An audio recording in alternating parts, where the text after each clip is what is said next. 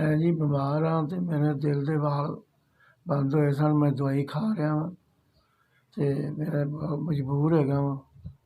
मैं 6 साल तो बीमार हाँ जी। मैं दवाई खाना वा, 2 मेरे अटैक होए ने, शुगर भी है मैनू।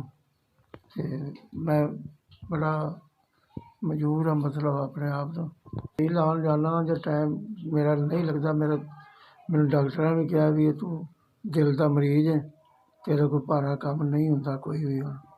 ते मैं बस यह गल है कि 6 साल तो बीमार हाँ, मेरी कोई मदद नहीं करता, ना कोई भैन भरा नेड़े लंघदा है, ना कोई मेरे औलाद है, ना कोई कमान वाला है, ना कोई गल करन वाला।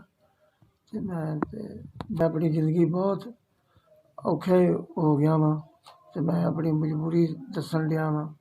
पुत्तर जी मैं बस यह गल है, मेहरबानी है। मैं बहुत मजबूर हाँ, मेरी कोई मसला मेरा हल कर दो। मेरे को राशन पानी भी नहीं है, खाण पीण नूं भी कोई शै नहीं मेरे को।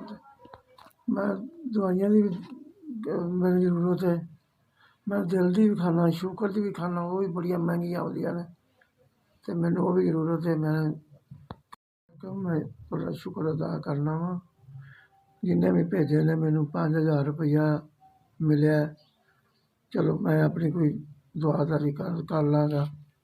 ते बेटा बहुत मेहरबानी है, अल्लाह पाक तुहानू खैर करे तो दुआवां देना वा, मेरी कोई मजबूरी हल हो जाएगी। भला होवे मियाँ जिन्हें भी भेजा है, 5,000 रुपया उन्हें भेजा है, चलो उन्होंने भला होवे। मैं शुक्र अदा करना, उनके बच्चे जीन, उनके बच्चों को दुआवां देना, सब कुछ करना वा। ते अल्लाह खैर करे जी, मेहरबानी।